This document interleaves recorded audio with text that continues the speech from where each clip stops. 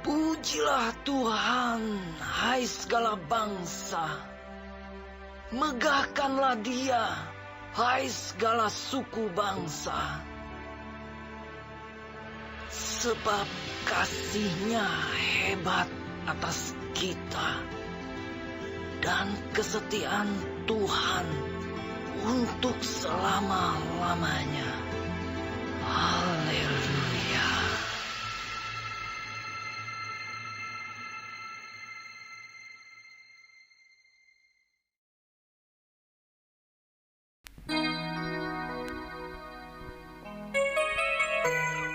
Halo teman-teman semuanya. Hai Novi. Hai Dia. Kamu apa kabar? Aku baik, kalau kamu? Aku baik juga. Puji Tuhan kalau begitu. Halo Bapak Yansen. Halo Cantika. Halo Bang Daftin. Halo Jose. Teman-teman di rumah apa kabar? Semoga semuanya baik-baik aja ya. Oke teman-teman semuanya, kali ini kita akan memuji nama Tuhan dengan mengangkat satu pujian, Ku kagum akan Engkau.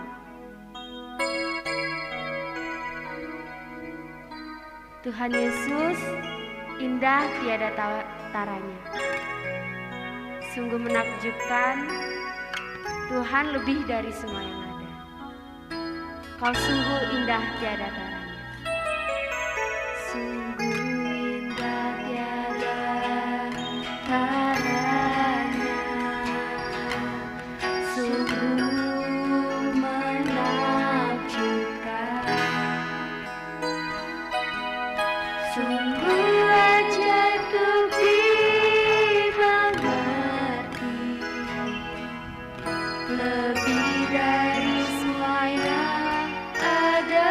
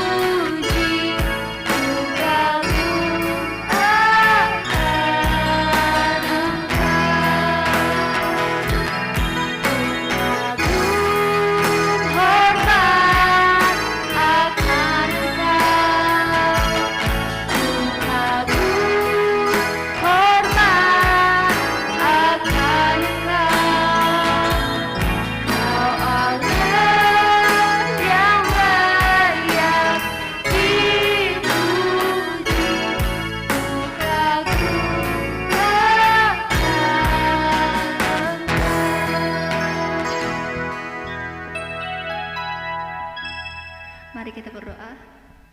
Ya Tuhan Yesus, terima kasih atas berkat-Mu hari ini ya Tuhan Yesus, sehingga kami dapat bertemu secara virtual ya Tuhan. Ya Tuhan, sebentar kami akan melaksanakan kebaktian kami ya Tuhan Yesus. Berkatilah dari awal hingga akhirnya ya Tuhan Yesus, supaya ibadah kami dapat berjalan dengan lancar ya Tuhan. Dan berkatilah hamba-Mu yang akan menyampaikan sebagian dari firman-Mu nanti ya Tuhan Yesus, supaya firman yang akan disampaikan dapat menjadi pedoman bagi kehidupan kami masing-masing ya Tuhan. Inilah doa kami ya Tuhan. Baiklah teman-teman, saat ini kita akan menyiapkan hati kita dengan penuh sukacita dengan mengangkat pujian sebab Tuhan baik.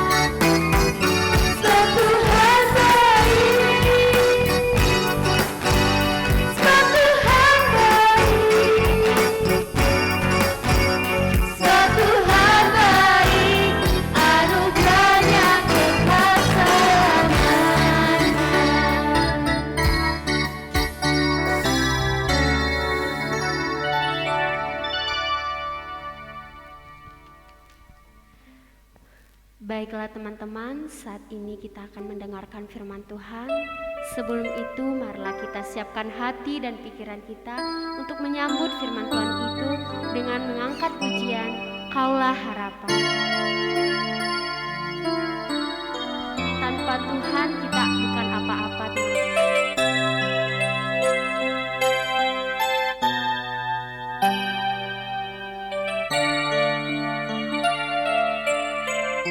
Bukan dengan kekuatanku.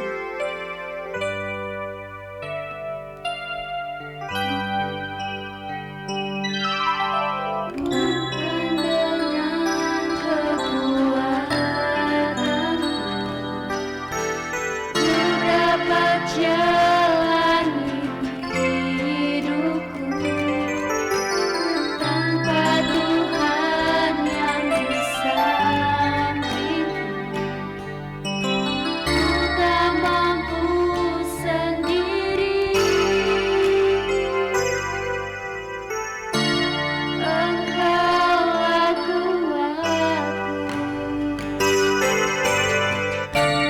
yang menopangku, ku pandang wajah-Mu dan terseru, pertolonganku datang dari-Mu.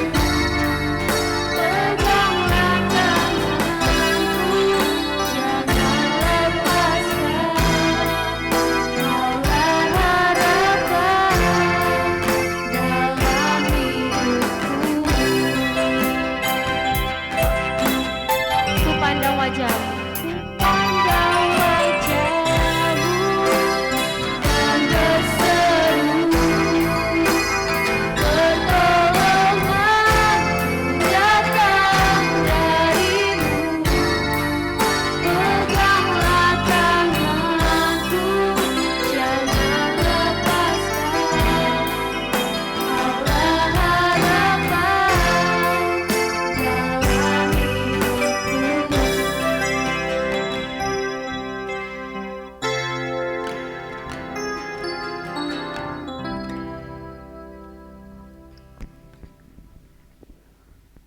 Baik, kita berdoa minta Tuhan tolong kita agar kita bisa diberkati oleh Tuhan melalui firman-Nya. Mari kita berdoa. Bapa yang baik, Bapa kami di sorga, kami pada pagi hari ini punya kesempatan untuk mendengarkan firman-Mu. Engkau memberkati kami semua yang membaca dan merenungkan firman-Mu. Berbicara kepada kami siap mendengar firman-Mu. Amin. Semua siswa-siswi yang dikasihi oleh Tuhan, kita akan membaca satu bagian firman Tuhan dari Amsal 22 ayat yang keempat. Amsal 22 ayat keempat berbunyi demikian. Ganjaran kerendahan hati dan takut akan Tuhan adalah kekayaan, kehormatan, dan kehidupan. Sekali lagi, ganjaran kerendahan hati dan takut akan Tuhan adalah kekayaan, kehormatan, dan kehidupan. Semua anak-anak yang dikasihi oleh Tuhan, baik yang ada di rumah maupun yang ada di ruang rekaman ini, kita tahu bahwa semua manusia di bumi atau secara umum hampir semua orang memiliki orientasi untuk menjadi sukses, betul ya? Dan semua pada ujungnya identiknya nanti dengan uang. Sekolah, kemudian masuk perguruan tinggi, nanti kerja dapat uang. Harta kekayaan yang berlimpah, kira-kira orientasinya begitu. Betul, memang seseorang karyawan dianggap sukses apabila dia mencapai level yang tinggi, misalnya jadi manajer atau jadi direktur. Wah, dia berhasil katanya. Berhasil. Atau misalnya mahasiswa nanti mencapai nilai yang terbaik, cum laude, atau yang duduk di sekolah dikatakan sukses kalau dia mencapai nilai paling tinggi dibanding dengan teman-temannya. Atau misalnya dia sekolah di luar negeri dan diharapkan pada waktunya nanti mereka sukses. Ujung-ujungnya adalah mereka bisa bekerja dan dapat uang. Secara umum demikian. Ayat firman Tuhan yang kita baca, Amsal 22 ayat 4, ganjaran kerendahan hati dan takut akan Tuhan adalah kekayaan dan kehormatan dan kehidupan. Dalam Alkitab kita tahu seorang tokoh yang terkenal, namanya adalah Yusuf, ya.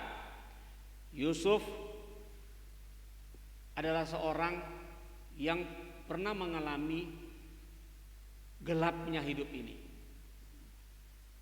Dari mana?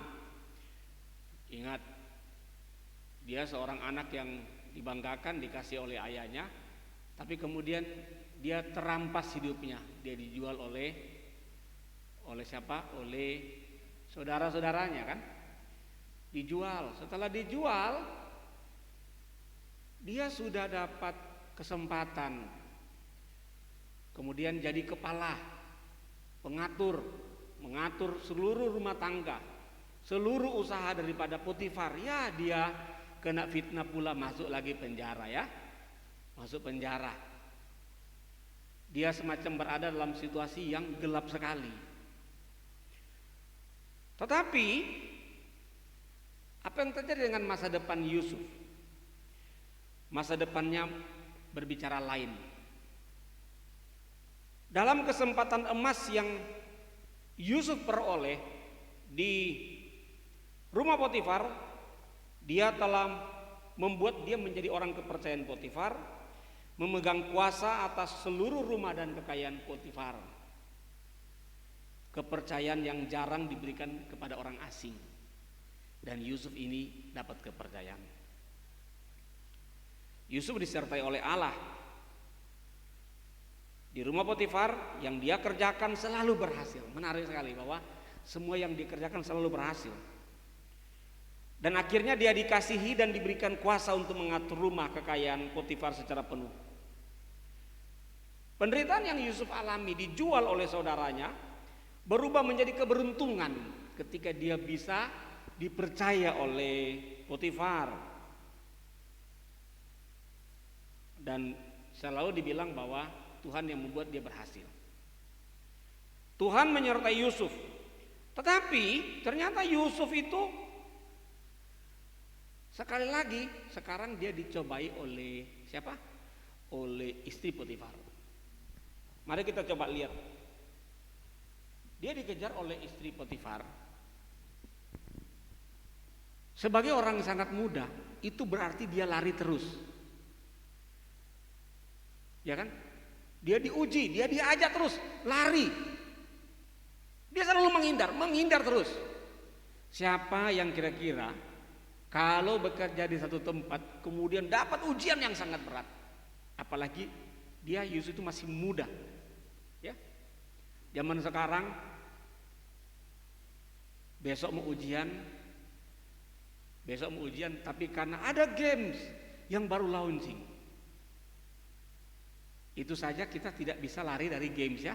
Kita tidak bisa lari dari handphone. Nah, baru handphone saja sudah kita kalah. Atau misalnya, wah ini hari ini ada film yang bagus misalnya ya. Atau misalnya ada apa? Kalau Pak Jansen suka buat sepak bola, waduh, saya selalu menantikan ya, ini berita sepak bola bagaimana. Nah, ada orang dengan hal-hal yang sifatnya biasa saja bisa jatuh gitu, atau bisa tergoda. Nah, Yusuf ini dia selalu menghindar. Kenapa? Karena ujiannya tidak main-main.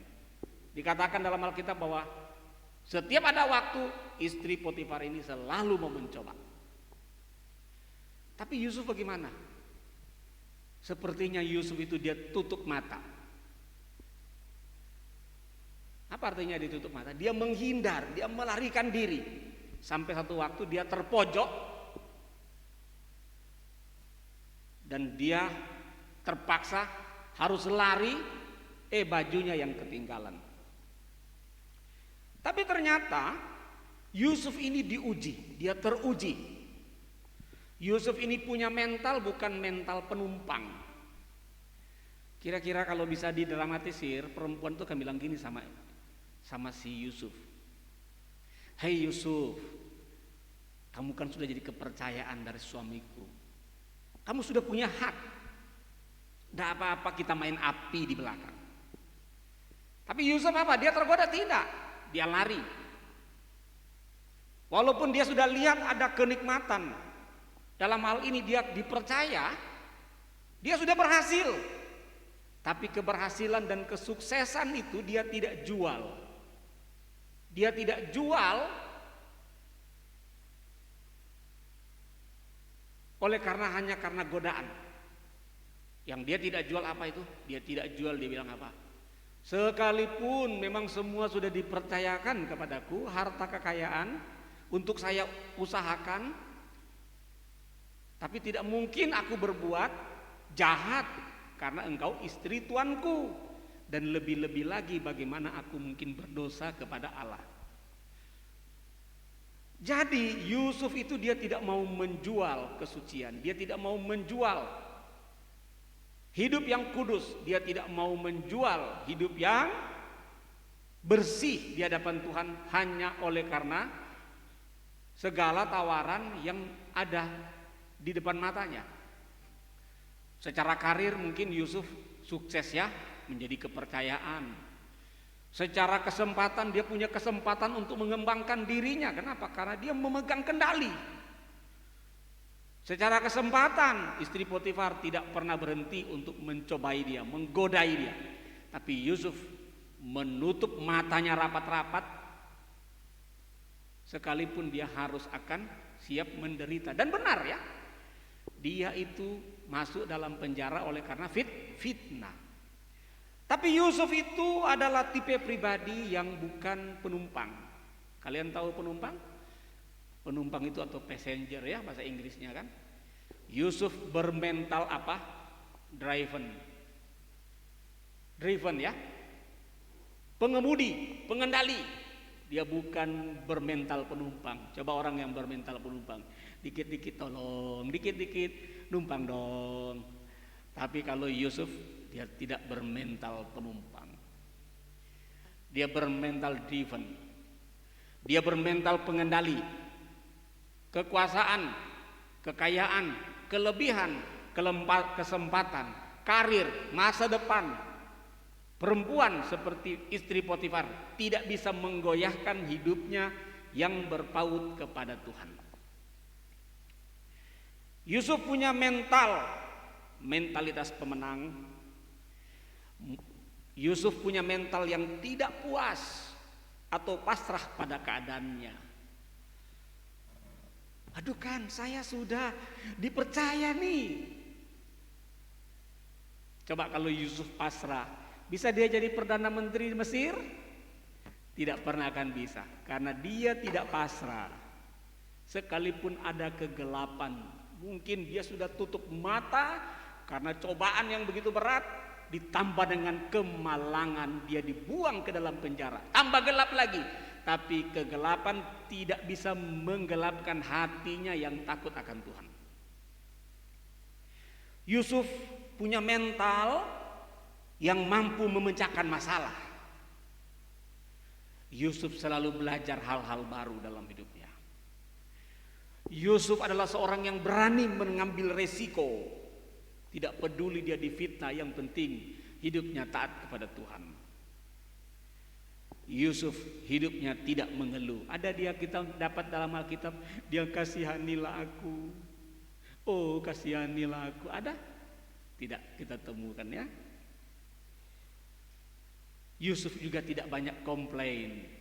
Dikit-dikit komplain, dikit-dikit komplain. Nah dia tidak komplain, dikit-dikit komplain. Atau menyalahkan orang lain. Tidak, dia tidak salahkan. Bahkan dia tidak menyalahkan, ini istri tuanku, tidak. Yusuf sabar menghadapi segala kesulitan.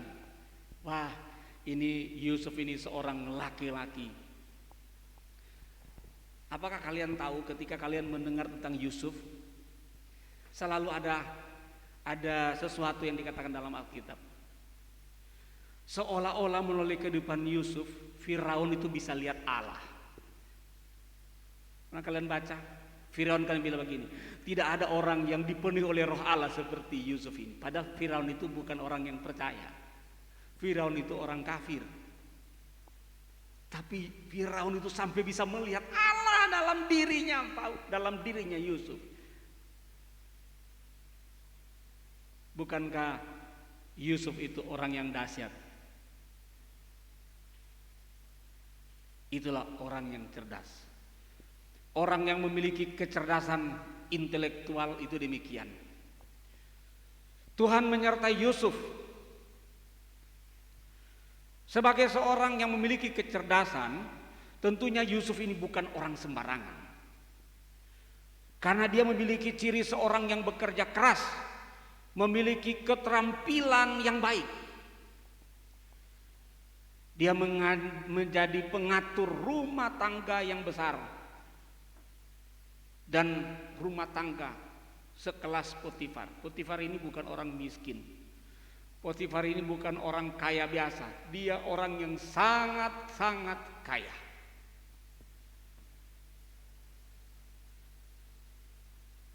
Ingat Potifar bilang, makananku tidak kau atur. Itu saja. Semua yang di rumah itu diurus, seluruh bisnis, seluruh usaha. Tapi itu tidak bisa menahan Yusuf untuk tidak takut Tuhan. Makanya dalam Amsal bilang, ganjaran kerendahan hati dan takut akan Tuhan adalah kekayaan, kehormatan, dan kehidupan. Akibat daripada Yusuf yang rendah hati dan takut akan Tuhan, dia cari kekayaan? Tidak. Apakah dia cari kehormatan? Tidak. Dia cari kehidupan? Tidak. Tapi kita bisa lihat bahwa Yusuf berada dalam hidup takut akan Tuhan, kekayaannya yang ikut. Kehormatan ikut. Kehidupan ikut. Kalau kita baca dan merenungkan Yusuf, banyak sekali cerita-cerita tentang Yusuf yang luar biasa. Masih ada 3 hal yang akan saya sampaikan, tapi sambung minggu depan. Amin. Ya, silakan.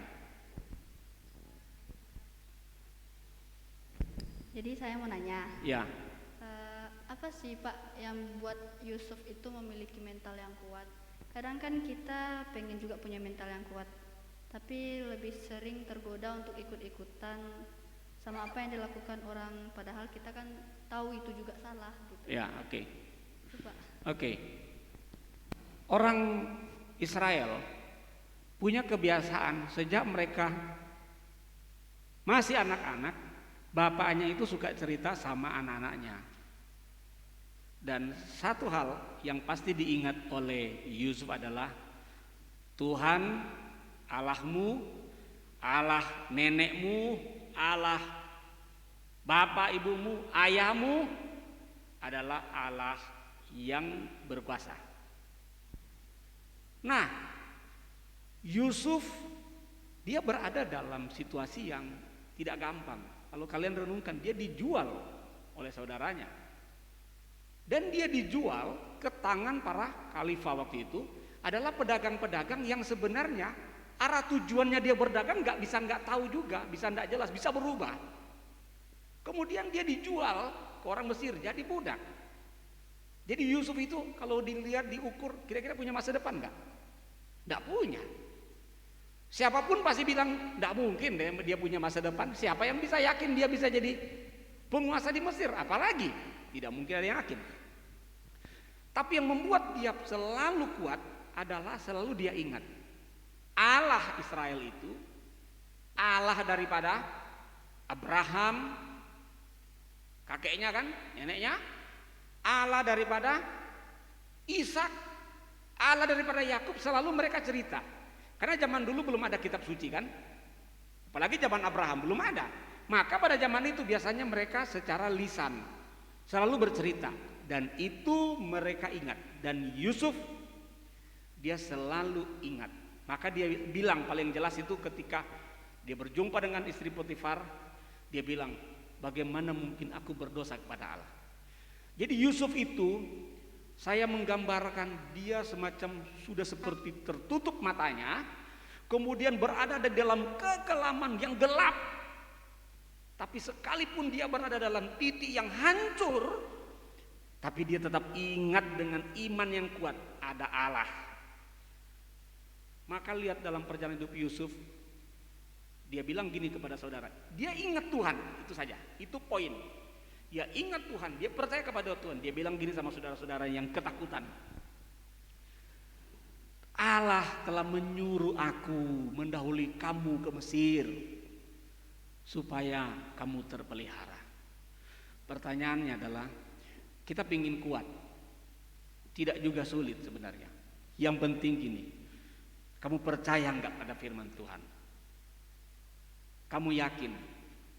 Dalam cerita Yusuf ini bukan cerita 1 hari 2 hari, bukan cerita 1 minggu 2 minggu, bukan cerita yang gampang gitu, sebulan 2 bulan, tidak. Ketika dia masuk dalam penjara, dia dimasukkan ke dalam penjara, ke dalam penjara tempatnya raja-raja dikatakan. Dia tetap hidup, tidak bercelah di hadapan Tuhan. Yusuf itu waktu dia belum ada di Mesir, dia masih bersama dengan saudara-saudaranya dan bapaknya. Boleh dikatakan dia kan bangga sekali karena dia dikasih jubah baru, ya kan? Waktu itu Yusuf bisa dikatakan dia dikendalikan oleh apa? Oleh egonya.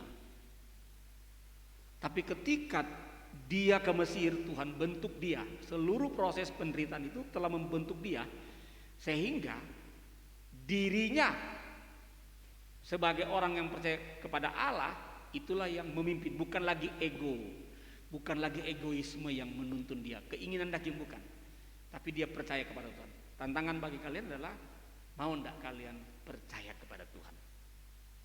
Kalau kalian percaya kepada Tuhan dan mau taat, maka kalian samanya akan diberkati oleh Tuhan sebagaimana kepada Yusuf. Mungkin Daftin yang mau tanya. Ya, silakan buka saya mic sama Daftin.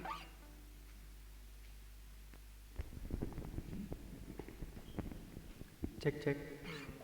Saya mau bertanya, bagaimana caranya kita untuk taat, tekun dan konsisten untuk tahan dari cobaan? Itu aja. Oke. Bagaimana caranya untuk bisa konsisten, ya? Yusuf ini seorang yang istimewa. Kenapa saya katakan istimewa? 1, zaman itu kembali lagi belum ada kitab suci. 2, Yusuf itu tidak pernah dia memperoleh atau menerima penglihatan. Kalau Abraham, Allah datang berbicara dengan Abraham, ya. Ishak juga demikian, Yakub juga demikian. Yusuf ini tidak. Tapi Yusuf ini seperti penjelasan saya tadi, Yusuf itu dia dengar cerita. Nah, sekarang kita kan punya kitab suci, ada Alkitab.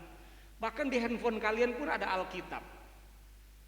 Ya, dalam bahasa Batak ada, dalam bahasa Nias juga ada. Ya. Bahasa daerah saya juga ada, bahasa Sangir, dalam bahasa Mandarin juga ada, bahasa Inggris juga ada. Mau bahasa sehari-hari juga ada gitu. Masalahnya adalah firman Allah yang hidup itu kita mau percaya enggak? Kita mau taat enggak? Jadi persoalannya adalah kita mau taat enggak? Semua tokoh-tokoh dalam Alkitab adalah orang yang telah taat kepada Allah. Kenapa? Karena Allah itu tidak pernah berdusta atau tidak pernah berbohong.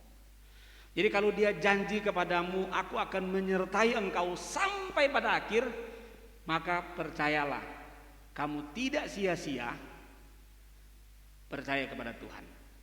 Maka Yusuf, coba kamu lihat, Yusuf itu sudah punya kesempatan besar kan? Sudah jadi orang hebat dia. Tapi apakah kesempatan, kekayaan, tawaran, kenikmatan, rumah yang dia tinggal, ya, pasti di bawah dia ada pelayan-pelayan enggak? Ada, karena dia pemimpin. Terus dia puas dengan itu? Tidak. Hidupnya hanya puas dengan Allah. Nah, orang yang percaya kepada Allah itu pasti diberikan hikmat. Makanya Yusuf itu sebenarnya, nanti kita akan sambung minggu depan. Yusuf itu dia punya kecerdasan Ada beberapa kecerdasan yang saya coba catat ya. Pertama, Yusuf itu dia memiliki disebut dengan self awareness. Kondisi kemampuan untuk menyadari adanya bahaya.